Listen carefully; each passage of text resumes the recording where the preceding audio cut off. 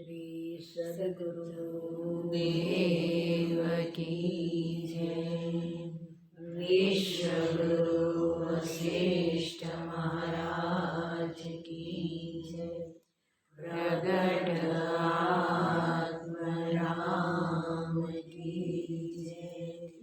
जय जय गिरनारी महाराज की जय।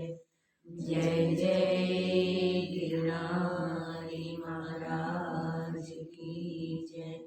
जय जय गिरनारी महाराज की जय। श्री सद्गुरुदेव की जय। ओम ओम ओम ओम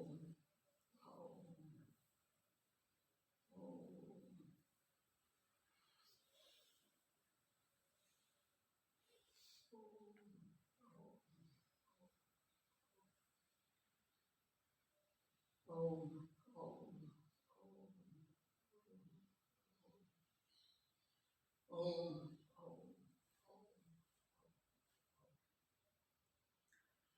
सभा में विश्वामित्र जी के आगे श्री राम जी अपने विचारधारा के प्रवाह से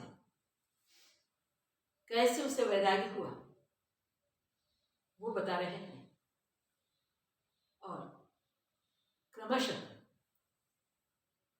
इस संसार को उन्होंने विचार करके जैसे नाशवंत समझा है,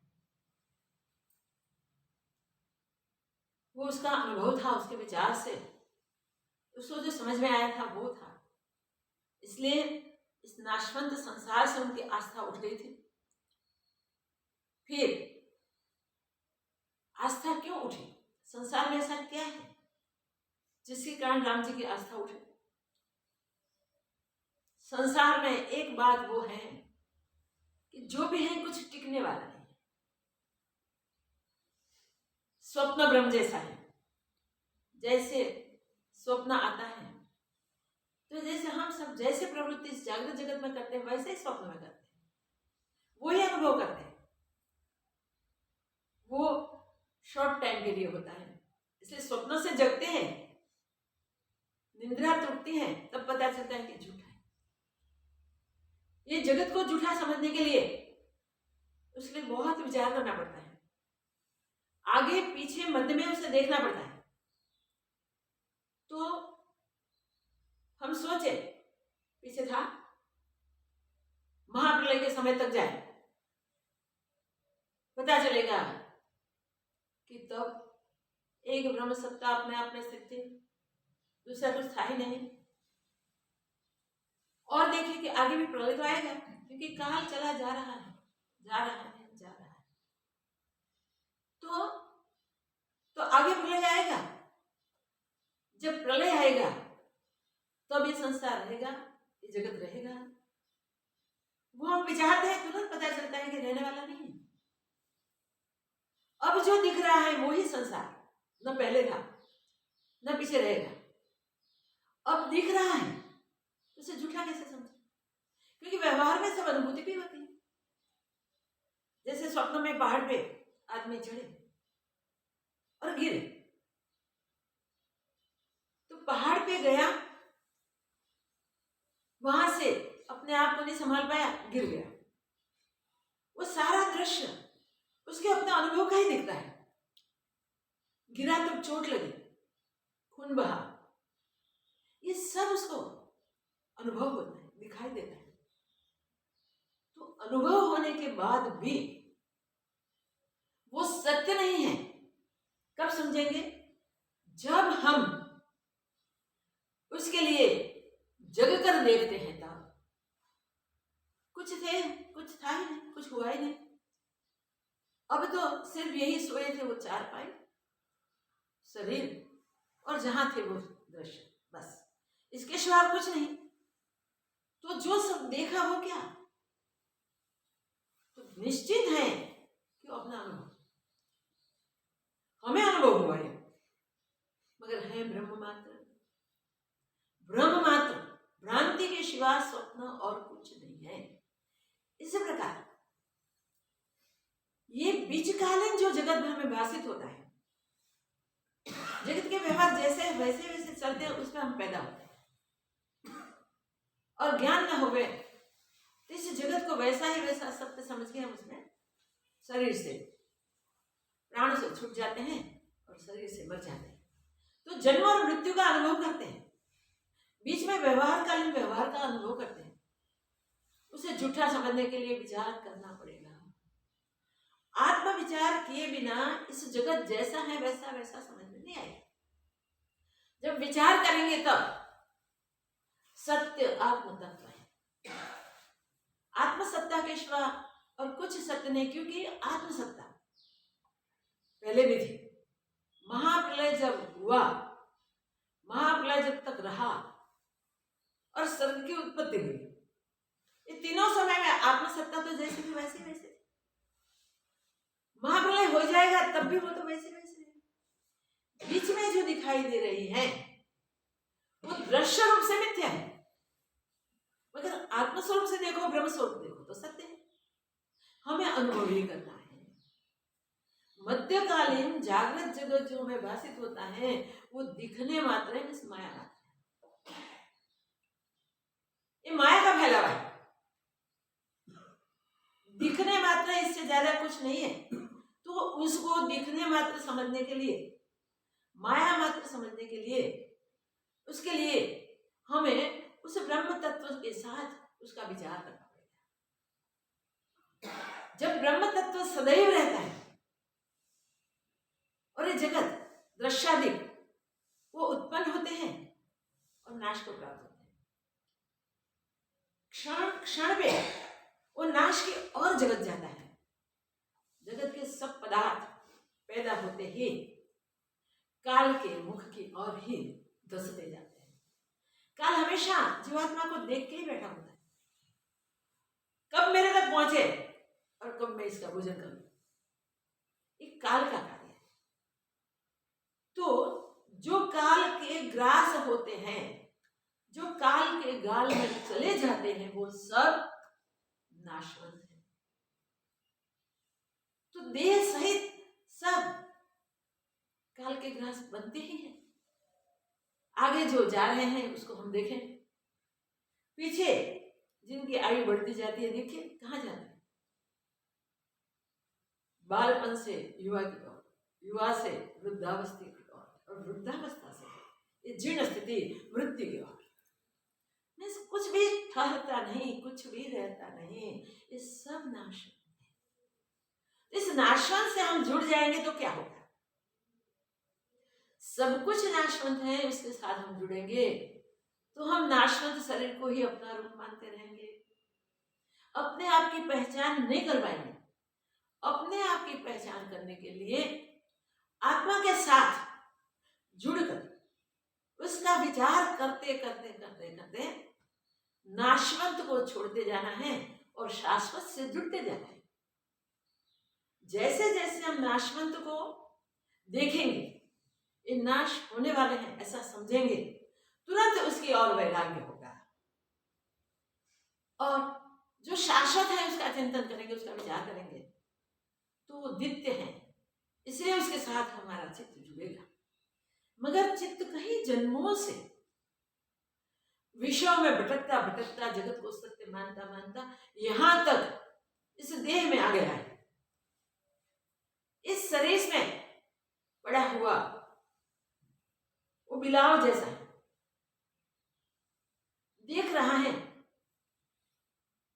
कि कहां से मुझे अच्छा मिले, कहां से अच्छा मिले, कहां से मुझे भोजन मिले। सब जगह संसार की चीजों में, वस्तुओं में उसको इष्ट अनिष्ट देखने की आदत हो गई, इसलिए वो इष्ट अनिष्ट देखता है। इष्ट मिलता है प्रसन्न हो जाता है, अनिष्ट को देखता है दुखी होता है। चित्त इष्ट की ओर हमेशा चला जाता है, जो आकर्षित करता है उसकी ओर चित्त बहा जाता है। चित्त प्रत्येक विषय में भाग के जाता है, उसको ग्रहण करने के लिए दौड़ता है। ये चित्त का स्वभाव है। चित्त के विनाश के लिए राम जी ने बहुत प्रार्थना की।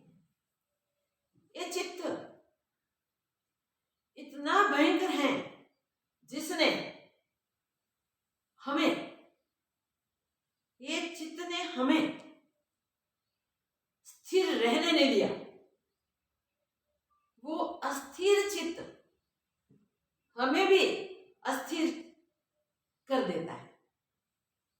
चित्त ही हमको विषय तृष्णा में ले जाता है। चित्त में पड़ी हुई जन्मों की वासना हमें फिर स्मृति में आ जाती हैं, और वो जब उसकी याद आते हैं तब इससे हम उसको पाने के लिए फिर प्रवृत्त हो जाते हैं। ये विषय तृष्णा बार बार सताते हैं। इस जन्म में भी हमने कोई पदार्थ भोगे हैं, वो बहुत अच्छे लगे हैं, तो उस बार बार उसकी स्मृति होती है, बार बार याद आता है कब मिले कब मिले कब मिले। तो ऐसे जगतिक पदार्थों की प्राप्ति के लिए आतुर हो जाते हैं। मन संकल्प विकल्प करके नित्य प्रति इस संसार को उत्पन्न करता ही रहता है। मन एवं मनुष्याणाम कारणम बंध मोक्ष। मन देखो मनुष्य को बंधन और मुक्ति में ले जाता है। अपने बंधन और मुक्ति का कारण अपना मन है। उस मन को अभ्यास करके जीतना पड़ेगा। पूर्व वासनाएं जागृत रह के छोड़नी पड़ेगी। वो छोड़ने के लिए जब हमारे सामने आशाएं उत्पन्न होती हैं, इच्छाएं प्रकट होती हैं, तो वो आशा फांसी बन जाती है। इस आशा फांसी से छूटने के लिए भी आत्माभ्यास करना पड़ेगा। आशाओं को त्यजनी पड़ेगी, इच्छाओं का उन्मूलन, उसको निर्मूल करनी पड़ेगी। राम जी कहते हैं कि भगवान ये सब बहुत मुश्किल है। हो सके पहाड़ को चूर्ण करना है, वज्र को चूर्ण करना है, तो वो हो सकता है कोई विरल पुरुष कर सके। पवन कोई बांध नहीं सकता, पकड़ नहीं सकता, फिर भी कोई विरल पुरुष पवन को भी बांध ले। ये इस प्रकार के संसार के सारे पदार्थ जो संसार के सब जीवों के लिए कंट्रोल करने मुश्किल हैं, वो सब भी जो विशेष अभ्यास करता है, विशेष पुरुषार्थ करता है, वो सबका कंट्रोल कर लेता है। मगर इस चंचल चित्त को कंट्रोल करना बहुत मुश्किल है। ये मन सदैव हमें अधः की ओर ही ले जाता है, जैसे पहाड़ के आश्रय से बहता नदी का प्रवाह। बहुत तरंग उछालता है और उसका प्रवाह धसमस भी होता है, बहुत फास्ट होता है, ऊपर से नीचे आता है। इस प्रकार मन झड़प से ही नीचे विषयों में गिर जाता है। उसका प्रवाह कहीं तरंग उछालता रहता है। चित्त की वृत्तियां भागती रहती भागती रहती भागती रहती। मन के संकल्पों के प्रवाह को रोकने के लिए आपको बहुत कठिनाई होती है। तो ऐसे दसमस्ते विचारों के प्रभावों को कंट्रोल करने के लिए, हे प्रभु मैं काबिल नहीं हूं, मैं समर्थ नहीं हूं। हे भगवंत, ये चित्त की वृत्तियां इतनी हैं, अगणित वृत्तियां हैं, और सब वृत्तियां जगदाकार ही रहती हैं। उसे आत्माकार करने में मेरे पास सामर्थ्य नहीं है। इसलिए कृपा करके इस चित्त वृत्तियों को वश करने के लिए, चित्त वृत्तियों का नाश करने के लिए आप हमें मार्गदर्शन कीजिए। आप कहिए कि कैसे ये चित्त वृत्तियां निवृत्त हो सके। ये क्षणभंगुर संसार जगत और क्षणभंगुर देह जिसमें हमारी आसक्ति है, जिसमें अहम मम का भाव बन गया है, वो छूटना बहुत मुश्किल है। जो रहने वाला नहीं हम समझते हैं, हमारे आगे ही कहीं शरीर इस प्रकार छूट गए, जीवात्मा प्राण के पर आरूढ़ होकर चले जाते हैं, हम देखते हैं, फिर भी सावधान नहीं रह सकते। फिर भी इस शरीर के साथ हम जुड़े रहते हैं। कब तक? हमारी दृष्टि तो ऐसी होती है शरीर के साथ ही हम स्वरूप में मिल जाए, मगर ऐसा नहीं हो सकता। आत्मा अभ्यास प्रबल किए बिना इस शरीर से आत्म साक्षात्कार स्वरूपानुभूति संभवित नहीं है। तो अभ्यास के लिए हमें मार्गदर्शन कीजिए। हमारा मार्गदर्शन आत्म अभ्यास के लिए कीजिए, और इस शरीर बिल्कुल झूठा है, उसमें हमारी सप्त बुद्धि न रहे। इसलिए शरीर के साथ जो हमारा अपनापन हो गया है, और कुटुंब परिवार स्नेही संबंधी मित्रों में जो मेरापन हो गया है, इन सब में हम मोह से जुड़ गए हैं। देह से लेकर जिन जिन चीजों के साथ मेरापन होता है, उन सब में हम मोह से गए हैं। इस मोह की निवृत्ति का उपाय कीजिए प्रभु। वो बताइए कि हमारा मोह, हमारे षट विकार, हमारे षट शत्रु इस उपाय करने से निवृत्त हो जाए। मैं अवश्य जानता हूं कि स्वयं के अभ्यास के बिना आत्मपद की प्राप्ति संभवित नहीं है। इससे वो प्रबल अभ्यास के लिए हमें मार्गदर्शन दीजिए। ये शरीर की मिथ्या अनुभूति के लिए वो खुद वर्णन करते हैं क्यों शरीर मिथ्या है। चित्त के मिथ्यात्व को समझाते हैं, संसार के मिथ्यात्व को समझाते हैं। ये क्या कारण है? प्रबल वैराग्य। जो जो कुछ दिखाई दे रहा है वो सब नाशवंत है, वो प्रतिपल नाश की ओर जा रहे हैं। ऐसा विचार करके हम इन सब को देखते हैं, तब हमारे साथ इस वैराग्य का भाव जगता है। वैराग्य की दृढ़ता के लिए और अभ्यास करना पड़ता है, और वैराग्य का अभ्यास होते ही स्वरूप की ओर गति होती है। ये सारे विकार मिट जाते हैं।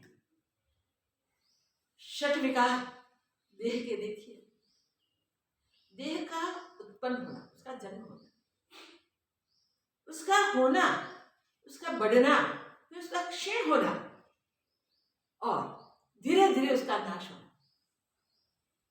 पैदा होना, पैदा तो होना होता ही है, शरीर हम सब जानते हैं, वो सब जानते हैं। नाश का विचार नहीं कर सकते। बीच में जो प्रगति होती है, इससे हम शरीर स्थिर है, अच्छा है, युवानी में हम वो सोचते हैं, स्थिरता का अनुभव करते हैं। शरीर के साथ जो वृद्धि हुई, उस वृद्धि का अनुभव हमारा क्रमशः रहता है। फिर धीरे धीरे वो घटता जाता है, वो भी हम देखते जाते हैं। हाँ, इतनी भरपूर युवानी कहाँ चली गई। वृद्धावस्था के ओर शरीर जाता है।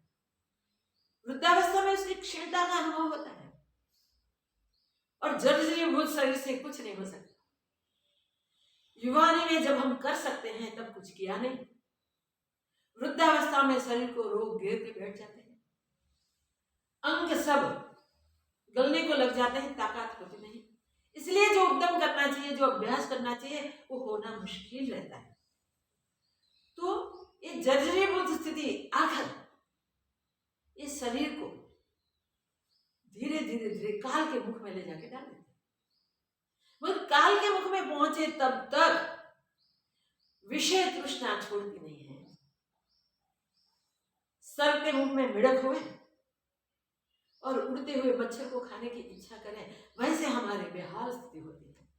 जो नहीं मिलने वाला है उसको प्राप्त करने के लिए हम उद्यमशील रहते हैं। अंतिम तक, लास्ट श्वास तक हम जगत को बनाए रखना चाहते हैं, शरीर को रखना चाहते हैं, मगर वो हो नहीं सकता।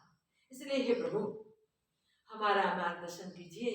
जो हमारा अजर अमर अविनाशी स्वरूप है, उसको हम कैसे जान सके।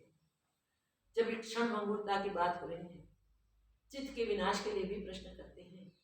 मन की चंचलता, चित्त की चंचलता, मन के संकल्प विकल्प की स्थिति, इस सबसे उपराम होने के लिए, मार्गदर्शन करने के लिए विश्वामित्र जी को राम जी प्रार्थना करते हैं और अपनी मनस्थिति का साथ साथ पूरा वर्णन करते हैं। इस बारे में आगे क्या कहते हैं राम जी, देखिए।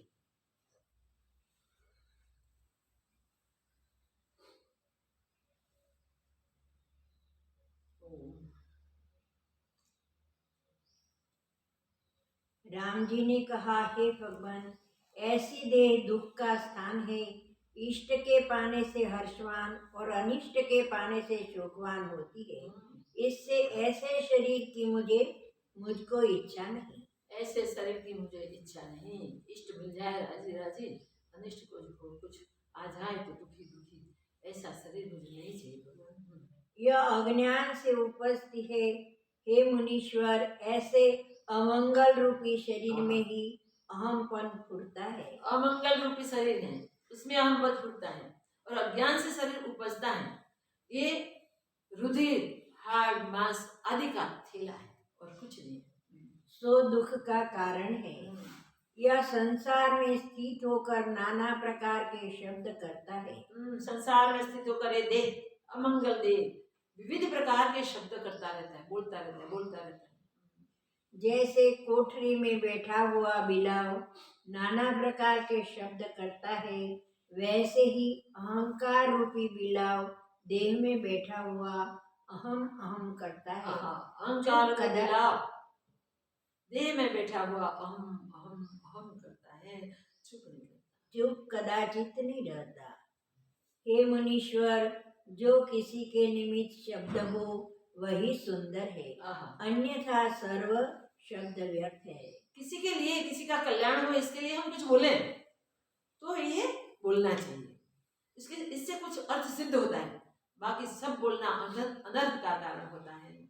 जैसे जय के निमित्त ढोल का शब्द सुंदर होता है, वैसे ही अहंकार से रहित जो शब्द है वही शोभनीय है। अहंकार रहित जितने भी शब्द हैं वो शोभनीय हैं।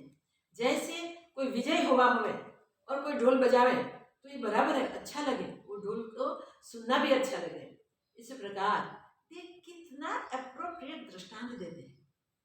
ये किसी के हित के लिए कुछ बोलता है ना, किसी के लाभ के लिए कुछ बोलता है, किसी का अर्थ सिद्ध हो इसके लिए कुछ बोलता है, तो ये बिल्कुल योग्य है।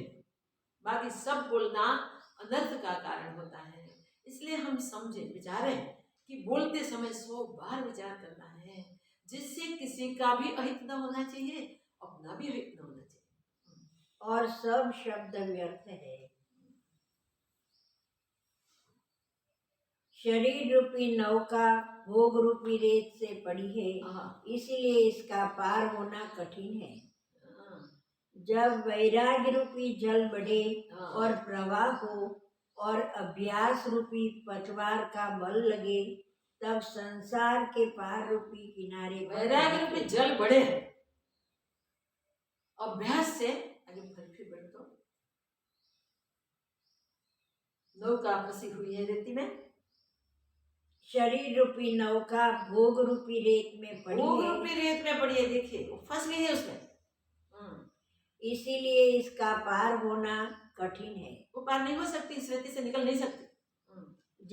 जब वैराग्य रूपी जल बढ़े, जब वैराग्य रूपी जल बढ़े तो ऑटोमेटिक रेती से नाव ऊपर उठ जाते हैं और प्रवाह हो और बहने लगे, वैराग्य का प्रवाह चले, बढ़ने लगे और अभ्यास रूपी पतवार का बल लगे, तब संसार अभ्यास के इतना बड़ा चाहिए जैसे पतवार अपने नाव को निकालने के लिए बल करता है, मगर जब उसको पानी का प्रवाह मिलता है तभी वो निकाल सकता है, तब तक नहीं निकाल सकता। वैसे ही हमारे अभ्यास से, वैराग्य और अभ्यास से ही हमारी ये जीवन नैया पार होने के लिए तैयार होगी। मगर जब तक पतवार का बल नहीं मिलता, पतवार उसको निकालना नहीं चाहता, तब तक वो आगे चल नहीं सकती है। फंसी हुई नाव का निकालना बहुत वैराग्य और अभ्यास की मांग रखता है।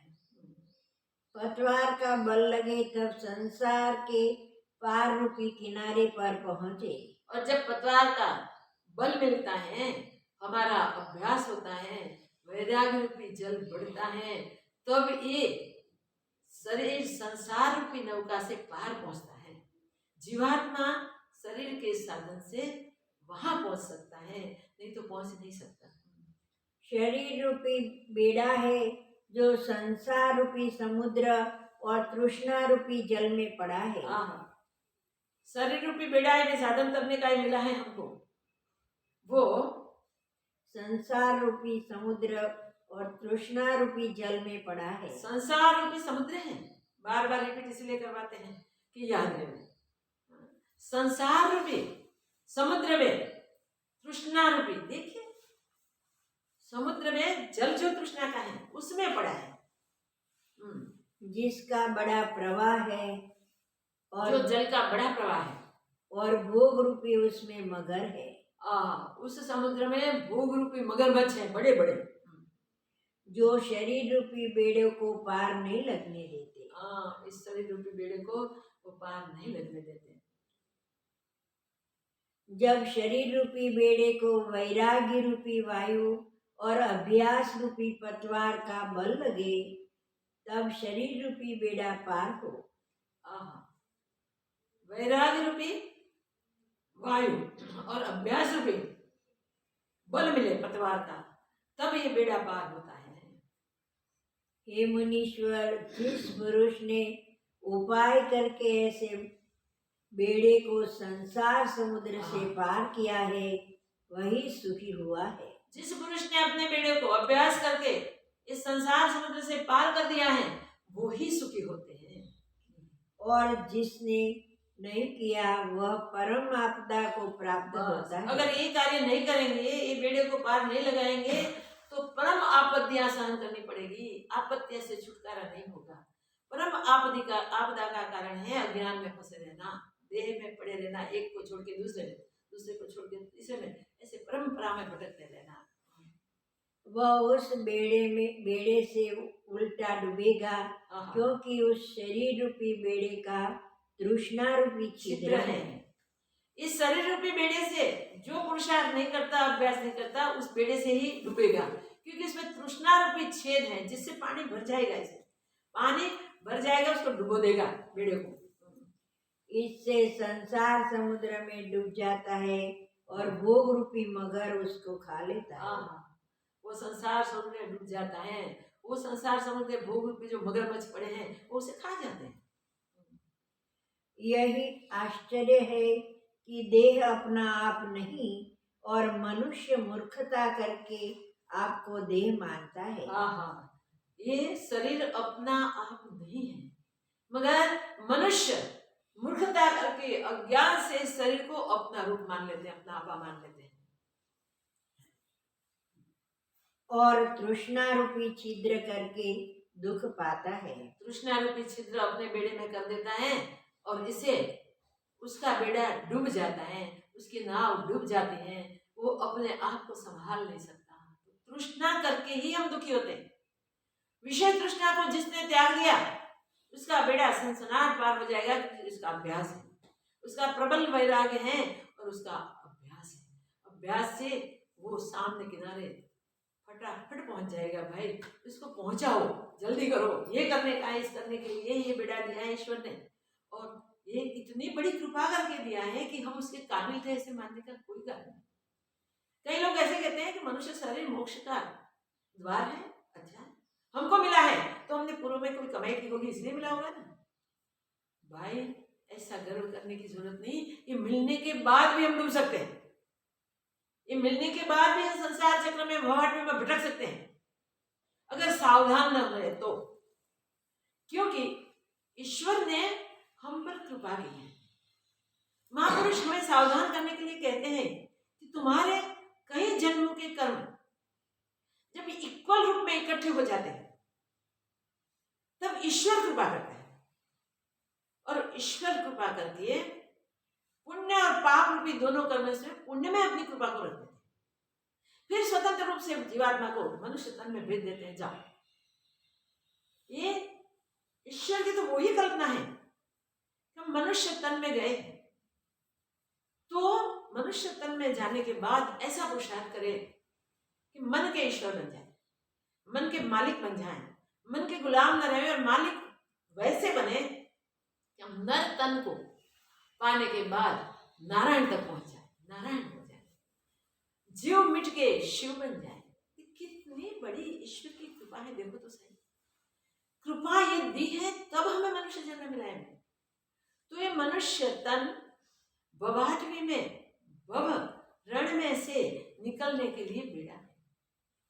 इसमें तृष्णा रूपी जल है और भोग रूपी मगरमच्छ रहते हैं। तो भोगों में अगर फंसे बीच में तो मगरमच्छ खा जाएंगे। उससे पहले हमारी विषय तृष्णा हमारे बेड़े में छिद्र कर देगी, इससे इस समुद्र का जल उसमें भर जाएगा और बेड़ा उड़ जाएगा। मगर हम सावधान रहते हैं, मनुष्य तन में अपनापन नहीं करते, हम विचार करके अपना साक्षात जो स्वरूप है ब्रह्म स्वरूप उसमें ही अद्वैत भाव से स्थित हो जाते हैं। विषय तृष्णा को हम देखते ही नहीं, तृष्णा को उठते नहीं देते और भोगों की भावना नहीं होती।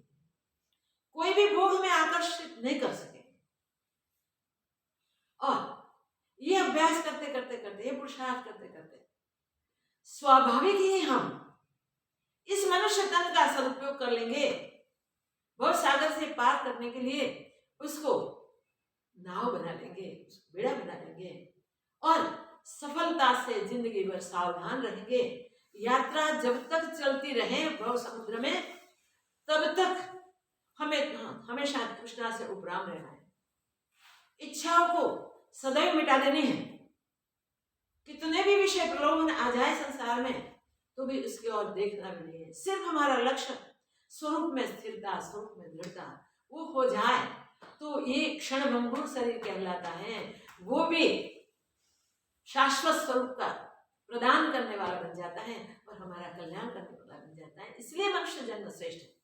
मनुष्य तन मिला है तो उसकी सुंदरता को देखें, उसके नाम रूपों को देखें, उसको गुणों को देखें और उसमें जिंदगी भर पड़े रहे तो फिर मुड़ जाएंगे।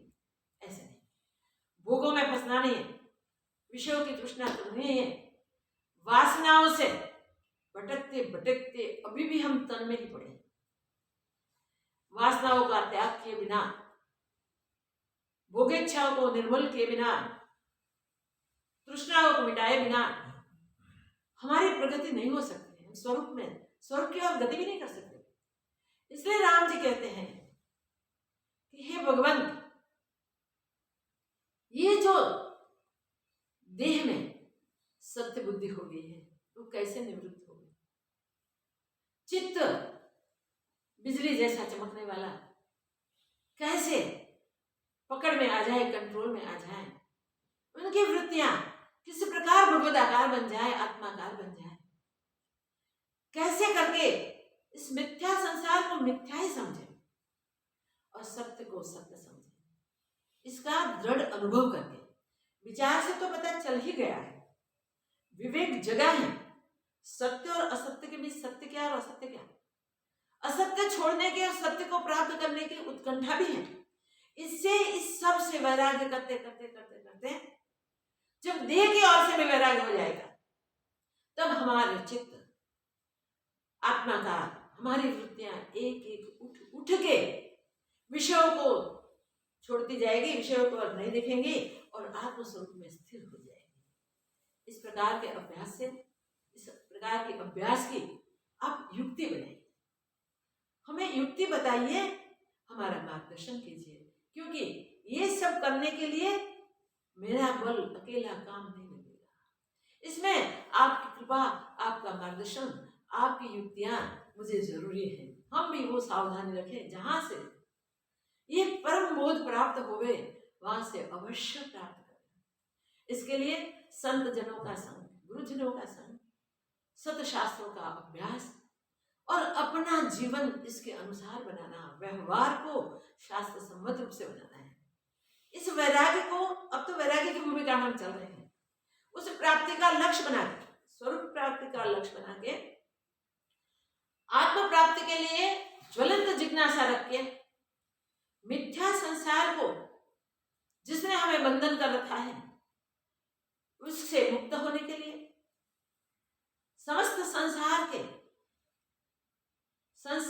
सब पदार्थों में क्षणभंगुरता देखेंगे, नाशवंतता देखेंगे, उस विनाशी तत्व को देख के उसके और वैराग्य करेंगे, जो जो इच्छाएं उठती हैं उसको दबाएंगे, उसको खत्म करेंगे, आशा से ये हो, इतना करूंगा ये हो जाएगा, इतना करूंगा ये हो जाएगा। हम कई कई इच्छाएं करते हैं और उससे फंसे रहते हैं। आशा तृष्णा से बंधे हुए हम जैसे पक्षी, एक पैर धागे से बांधा हुआ है, दूसरा पैर खुला है, पंखे उनके खुले हैं, फिर भी उड़ नहीं सकता, आकाश गमन कर नहीं सकता। वैसे हम फंसे हुए इस संसार में अपनी मुक्त यात्रा नहीं कर सकते, और उसके लिए हमारा स्वयं का बल नहीं चलता।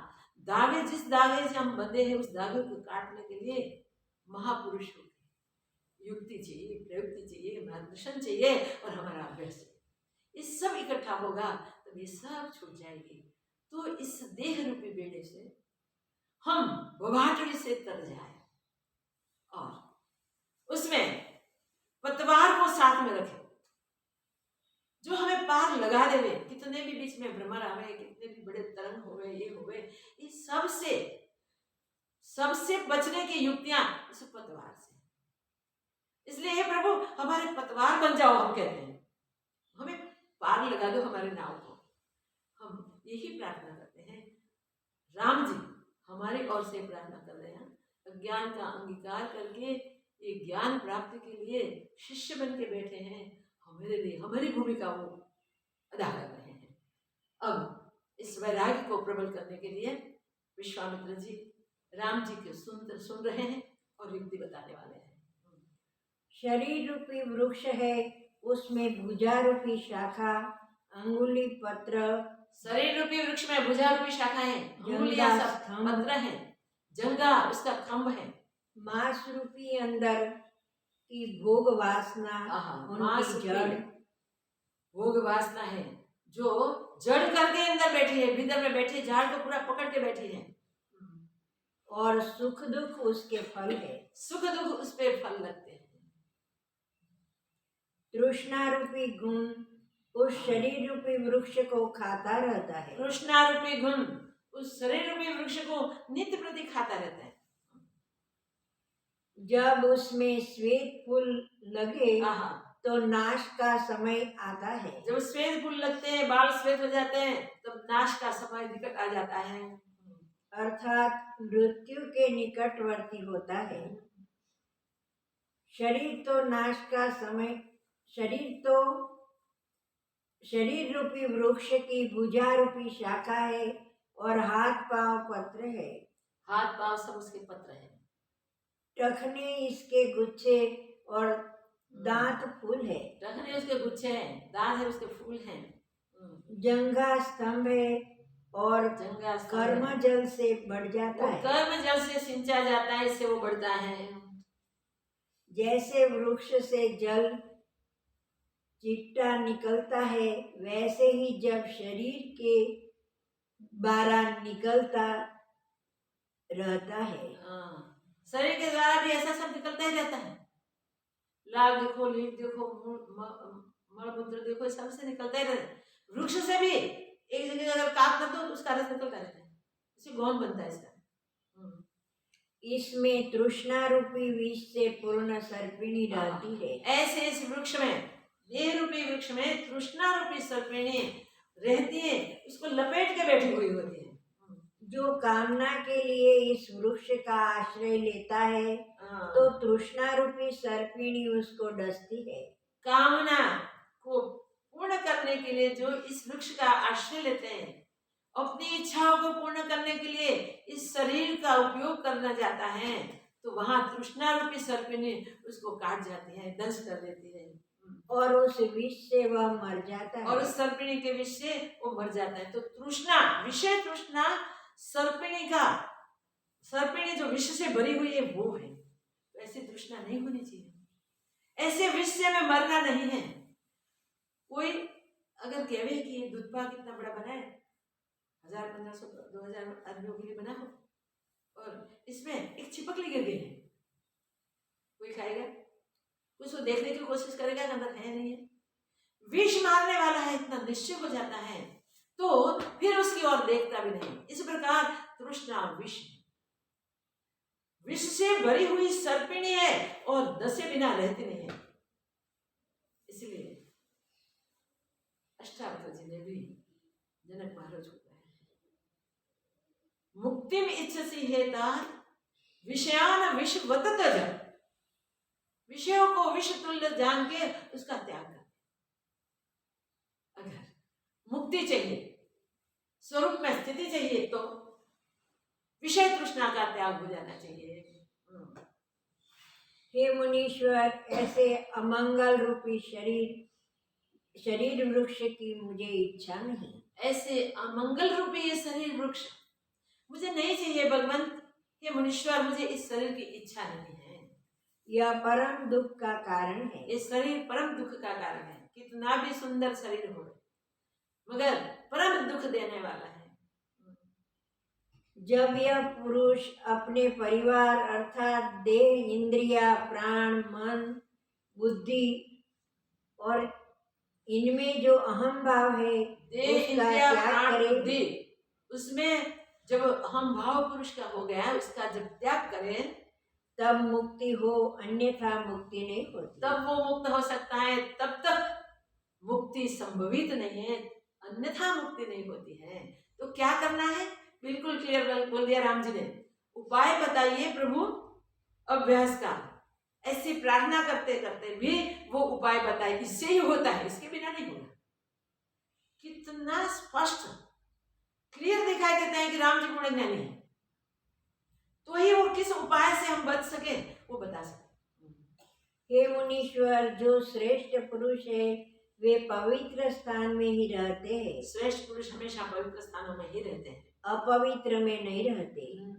वह अपवित्र स्थान यह देह है और अपवित्र स्थान में नहीं रहते।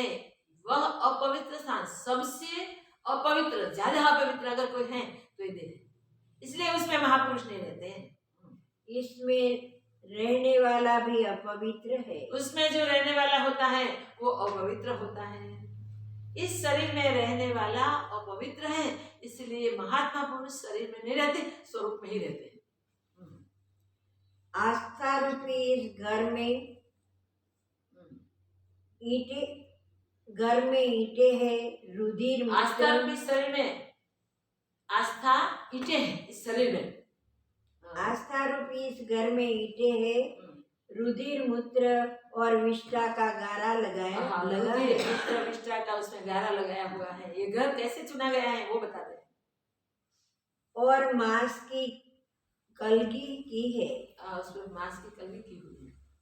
अहंकार रूपी इसमें स्वपच रहता है। स्वपच पिशाच, अहंकार रूपी पिशाच इस घर में रहता है। देह रूपी घर में अहंकार पिशाच बन के रह रहा है। तृष्णा रूपी स्वपत्नी उसकी स्त्री और काम क्रोध मोह तृष्णा और रूपी लोभ स्वपचने डाकिने उनकी स्त्री है, और काम क्रोध मद मोह मोह मच्छर आदि और लोभ इसके पुत्र है। उसके पुत्र हैं। ये परिवार हो गया, देखिए। और आंतों और विष्टादि से भरा हुआ आहा। ये अपवित्र स्थान अमंगल रूपी शरीर आंतों और को विष्टा से भरा हुआ अपवित्र स्थान, ये अमंगल शरीर को मैं अंगीकार नहीं करता। ये अमंगल शरीर को मुझे स्वीकार नहीं करना है, मैं इसका स्वीकार नहीं करता, मैं अंगीकार नहीं करता उसका। यह शरीर रहे चाहे न रहे, उसके साथ अब मुझे कुछ प्रयोजन नहीं। ये शरीर रहे न रहे, इस शरीर के साथ मेरा कोई प्रयोजन नहीं है, उसमें रहने की मेरी कोई इच्छा नहीं है, उससे कुछ सिद्ध करने की मेरी कोई भावना नहीं है। ये शरीर अमंगल है, उसमें रहने के लिए एक क्षण भी मैं नहीं चाहता। हे मुनीश्वर, शरीर रूपी बड़ा गृह है और उसमें इंद्रिया रूपी पशु है। शरीर रूपी बड़ा गृह है, इंद्रिया रूपी पशु बांधे हुए हैं। किससे बांधे हैं? जब कोई उस गृह में बैठता है तब बड़ी आपदा को प्राप्त होता है। इस गृह में जो कोई प्रवेश करता है तो उसको बड़ी आपत्ति मिलती है। ये सब पशु आगे मारते हैं उसे। तात्पर्य यह है कि जो इसमें अहम भाव करता है तो इंद्रिया रूपी पशु विष रूपी सिंगों से मारते हैं। इंद्रिया रूपी पशु, उनके सिंगों में विष है, विष रूपी सिंगों से प्रवेश करने वाले को मारते हैं। देह रूपी जो बड़ा गृह है, इसमें इंद्रिया रूपी पशु है, वो पशु के सिंग में जहर है। जो वहां एंटर होता है, प्रवेश होता है, उसको वो उस जहरीले सिंगों से मारते हैं।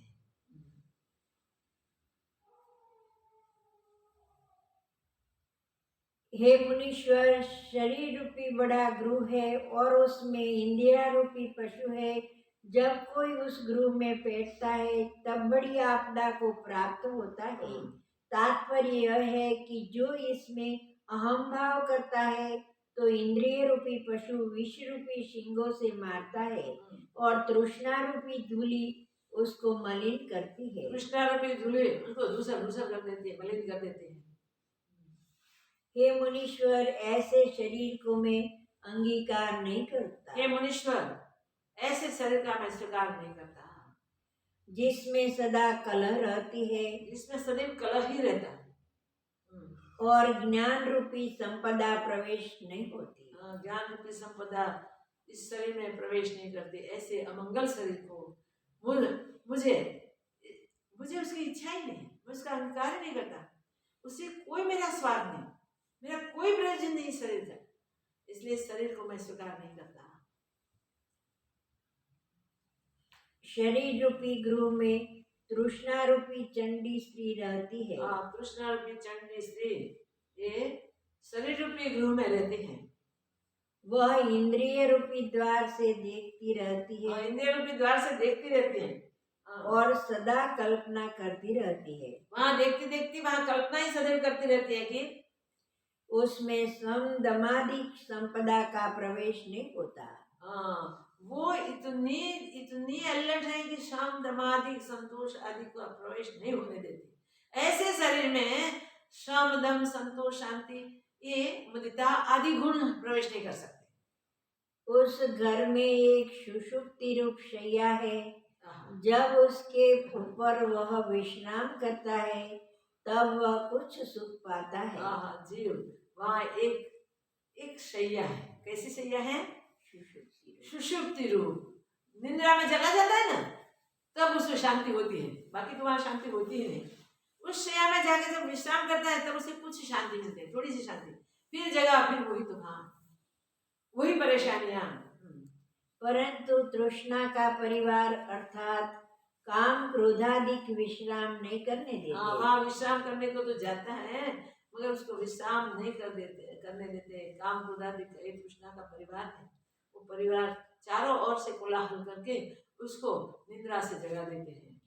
हे मुनीश्वर, ऐसे दुख के मूल शरीर रूपी गृह की इच्छा मैंने त्याग दी। ऐसे दुख के मूल शरीर रूपी गृह की इच्छा मैंने त्याग दी है, दूर से ही छोड़ दी है। यह परम दुख देने वाला है, इसकी इच्छा मुझको नहीं। ये शरीर परम दुख देने वाला है, इसलिए इसकी इच्छा मुझे नहीं, अब दोबारा शरीर नहीं। ये पक्का कर लेना है, ये गलती से आ गए मगर अब शरीर में जाना नहीं है। हे मुनीश्वर, शरीर रूपी वृक्ष है, उसमें तृष्णा रूपी काकिनी आकर स्थित हुई है। फिर से, हे मुनीश्वर, शरीर रूपी वृक्ष है, शरीर रूपी वृक्ष है, उसमें तृष्णा रूपी काकिनी आकर बार बार स्थित तृष्णा हुई के लिए तृष्णा को बराबर समझो। कितने कितने दृष्टांत देके समझाए। काकिनी, कागड़ी आगे बैठी थे, काकिनी इस शरीर रूपी वृक्ष में आके बैठे हैं। जैसे काकिनी नीच पदार्थ के पास उड़ती है, वो हमेशा नीच पदार्थों की ओर ही जाती है, वैसे ही तृष्णा भोग आदि मलिन पदार्थ के पास भोग आदि मलिन पदार्थों के पास ही पहुंच जाती है। तृष्णा रूपी बंदरी की नाई शरीर रूपी वृक्ष को हिलाती है। तृष्णा बंदरी की नाई शरीर रूपी वृक्ष को हिलाती रहती है। आप देखिए, जो वृक्ष पे बैठा हुआ ना बंदर, वो वृक्ष ठहर ही नहीं सकेगा, स्थिर रह नहीं सकेगा, उसको हिलाता ही रहेगा, हिलाता ही रहेगा। अगर तो एक वृक्ष से दूसरे वृक्ष पे, दूसरे से तीसरे, तीसरे से फिर तीसरे, यही दौड़ धाम बंदर लोग करते रहते हैं। तो तृष्णा ऐसी बंदरी जैसी है, स्थिर नहीं होने देती। वो जीवात्मा को, मनुष्य को स्थिर होने नहीं देती। जैसे उन्मत्त हाथी कीच में फंस जाता है, जब निकल नहीं सकता। जब उन्मत्त हाथी कीच में फंस जाता है, निकल नहीं सकता और खेदवान होता है, वैसे ही अज्ञान रूपी मत से उन्मत्त हुआ ना, इसे अज्ञान रूपी मत से उन्मत्त हुआ। जीव शरीर रूपी कीच में फंसा है, जीव तो निकल नहीं सकता है, वो निकल नहीं सकता। कीच में फंसा निकलना बहुत मुश्किल है। जैसे निकलने की कोशिश करे, वैसे और भी फंसता जाए, और भी फंसता जाए, और दुख को पाता है, और वो दुख को पाता है, दुखी हो जाता है। ऐसा दुख देने वाला शरीर है, उसको मैं अंगीकार नहीं करता। ऐसा दुख देने वाला शरीर है, ऐसे शरीर को मैं अंगीकार नहीं करता। अब मुझे शरीर में जाना नहीं है। हे मुनीश्वर, यह शरीर अस्थि मांस रुधिर से पूर्ण अपवित्र है, अपवित्र शरीर है। जैसे हाथी के कान सदा हिलते हैं, वैसे ही मृत्यु उसको हिलाती है। जैसे हाथी के कान सदा हिलते रहते हैं, वैसे मृत्यु उसको हिलाती रहती है, शरीर को मृत्यु हिलाती रहती है। कुछ काल का नहीं कर, कुछ काल का विलंब कोई देर नहीं करता। वो कुछ काल के लिए भी, थोड़े समय के लिए ठहरने वाला नहीं है। मृत्यु उसका ग्रास कर लेते हैं। इससे मैं इस शरीर को अंगीकार नहीं करता, इससे मैं इस शरीर का स्वीकार नहीं करता। यह शरीर कृतज्ञ है, ये कृतज्ञ है, बड़ा कृतज्ञ है। भोग भोगता है और बड़े ऐश्वर्य को प्राप्त करता है। भोग भी भुगतता है, बड़े ऐश्वर्य को भी प्राप्त करता है, परंतु मृत्यु इससे सखापन नहीं करता। मगर मृत्यु उसके पास मित्रता नहीं करता। जीव इसको अकेला छोड़कर परलोक जाता है। जीव इसको अकेला छोड़कर परलोक चला जाता है। जीव इसके सुख निमित्त अनेक यत्न करता है। जीव शरीर के सुख निमित्त अनेक यत्न करता है, परंतु संग में सदा नहीं रहता। परंतु उसके संग में नहीं रहता, हमेशा नहीं रहता। ऐसे कृतज्ञ शरीर को मैंने मन से त्याग दिया है। ऐसे कृतज्ञ शरीर को मैंने मन से त्याग दिया। जो नित्य तो साथ देने वाला है नहीं, उसके साथ क्यों जुड़े रहे। हे मुनीश्वर, और आश्चर्य देखिए, यह इसके लिए भोग करता है, पर और ये आश्चर्य देखिए, ये शरीर के लिए ही भोग करता है, मगर वो उसका साथ नहीं देता। देखिए, वो शरीर भोग क्यों करता है, शरीर को पुष्ट करने के लिए। जीवात्मा नहीं, जीवात्मा उसको अपने रस को पुष्ट करने के लिए शरीर का उपयोग करता है। दोनों साइड से देखो तो ये शरीर कोई काम का नहीं है। कोई उसका उपयोग कर ले तो भी निरर्थक है, इसको पाना कोई काम का नहीं है। और हम सिर्फ उसका उपयोग में ही लगे रहे तो हमारा कल्याण, इसलिए भी कोई काम का नहीं है। जैसे धूल से मार्ग नहीं भासता, वैसे ही यह जीव जब चलने लगता है तब शरीर से क्षोभवान होता और वासना रूपी धूलि संयुक्त चलता है, परंतु दिखता नहीं कि कहाँ गया। ये जाता है जैसे धूल उड़ती है, बवंडर आते हैं, तब जो वस्तु बवंडर के अंदर से निकल गई वो दिखती नहीं कहाँ गई। ऐसे जीव जब चलता है इस शरीर से, तब ये वासना से ऐसा घिरा हुआ होता है, ऐस तृष्णा में ऐसा फंसा हुआ होता है कि उसको आगे बात नहीं दिखता और वो कहाँ गया वो हमें भी पता नहीं चलता। पर जब परलोक जाता है तब बड़ा कष्ट होता है। मगर जब परलोक जाता है उसको साथ लेके जब जाते हैं तो परलोक में जाके भुगतना तो अपने किए हुए को उसे ही है ना, इसलिए वो वहां बड़ा कष्ट पाता है। क्योंकि शरीर के साथ इसने स्पष्ट किया है, शरीर के साथ जुड़ा है, इसलिए वो वहां परलोक में भी बड़ा कष्ट पाता है। इस शरीर की वासना लेके गया है ना, इसलिए शरीर सहित परलोक में अपने आप को देखता है और उससे ही अपने किए हुए को भुगतता है, इसे बड़ा कष्ट आता है। हे मुनीश्वर, जैसे जल की बूंद पत्र के ऊपर क्षण मात्र रहती है, वैसे ही शरीर भी क्षण भंगुर है। पत्र पर जल की बूंद क्षण मात्र रहती है, टिक नहीं सकती, वैसे ही ये शरीर कब पूरा हो जाता है पता नहीं। सबको याद है, अपने बर्थडे किसको याद नहीं, सबको याद है। तो हम पैदा हुआ वहां से आज तक का सब हमारी स्मृति में है। ये शरीर छूट गया, ये सब वहां सिर्फ उसके मिथ्या संस्कार लेके जाते हैं और दूसरे शरीर में पहुंच जाते हैं, भटकते हैं। ये शरीर टिकने वाली नहीं है, क्षणभंगुर नहीं है, क्षणभंगुर ही है। फिर हम उसके साथ जुड़ के उस पर आस्था करके जन्मों तक भटकते रहते, एक से दूसरे शरीर में जाते हैं। स्वरूप में जाने के लिए जगते नहीं है, इस शरीर से तो स्वरूप में पहुंचने के लिए, स्वरूप में स्थित होने के लिए जगना चाहिए। मगर जो ऐसे शरीर को सत्य बताने वाले, शरीर में आस्था करने, विषय भोगों में ले जाने, वैराग्य को नहीं करने देने वाला, ये शरीर मुझे चाहिए ही नहीं। शरीर होवे तो शरीर ही पूरा हो जाना चाहिए, फिर शरीर बने ही नहीं और ऐसे भोगों में हम लिपटे ही नहीं। ऐसे शरीर में आस्था करनी मूर्खता है। ऐसे शरीर में आस्था करने जो क्षणभंगुर है, जो नाशवंत है, उसमें आस्था करनी मूर्खता है। ऐसे शरीर के ऊपर उपकार करना भी दुख के निमित्त है। इस शरीर पे उपकार करना भी दुख के निमित्त है। उसको उसके ऊपर उपकार नहीं, उसका सदुपयोग करो, उससे मेहनत करो, इससे और सफल हो जाओ। दुख के निमित्त है और सुख कुछ नहीं, इसमें सुख कोई नहीं। दुख, ये शरीर पे उपकार करना वो सुख का साधन नहीं, सुख का कारण नहीं, इसमें तो दुख ही दुख होता है। उपकार करो तो भी दुख मिलेगा, इसलिए उससे मेहनत करो। शरीर को साधन बनाकर सावधान हो जाए, और साधन, शरीर साधन से जब मिला है तब, इस मनुष्य शरीर का साधन है, इसमें ही हम तैर सकते हैं, तो इसको निरर्थक नहीं जाने देंगे। शरीर दिया है ईश्वर ने, उसका सदुपयोग करके हम दूसरे शरीर जो मिलने वाले हैं, संचित में बहुत कर्म पड़े हैं, उसके आगे जाके प्रारब्ध बनने वाले हैं, और हम इसमें मैंपन करके कर्म करेंगे तो संचित भी बढ़ते जाएंगे, संचित से प्रारब्ध बनते जाएंगे, ऐसे कई शरीरों में भटकेंगे। मुझे इस प्रकार नहीं करना है, इस शरीर में अब मुझे कोई आस्था नहीं, मुझे अब और शरीर में नहीं जाना है। इसी शरीर से हम मुक्त हो जाएं, स्वरूप को प्राप्त कर जाएं।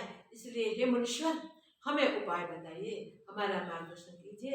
राम जी आगे जो वर्णन करते हैं वो कल देखेंगे। ओम पूर्णमद पूर्णमिदं पूर्णात् पूर्णमुदच्यते पूर्णस्य पूर्णमादाय पूर्णमेवावशिष्यते। ओम शांति शांति शांति। सद्गुरुदेव की जय। ओम त्र्यंबकमये स्कंदपुष्टिवर्धनम् बन्धनान्मृत्युमुक्षिमां ततो ओम त्र्यंबकमये स्कंदपुष्टिवर्धनम् बन्धनान्मृत्युमुक्षिमां ततो ओम त्र्यंबकमये स्कंदपुष्टिवर्धनम् बन्धनान्मृत्युमुक्षिमां ततो ओम त्र्यंबकमये स्कंदपुष्टिवर्धनम् बन्धनान्मृत्युमुक्षिमां ॐ त्र्यम्बकमजामहे सुगन्धिपुष्टिवर्धनम् उर्वारुकमिबन्धनान् मृत्युमुक्षीमां ततो ॐ त्र्यम्बकमजामहे सुगन्धिपुष्टिवर्धनम् उर्वारुकमिबन्धनान् मृत्युमुक्षीमां ततो ॐ त्र्यम्बकमजामहे सुगन्धिपुष्टिवर्धनम् उर्वारुकमिबन्धनान् मृत्युमुक्षीमां ततो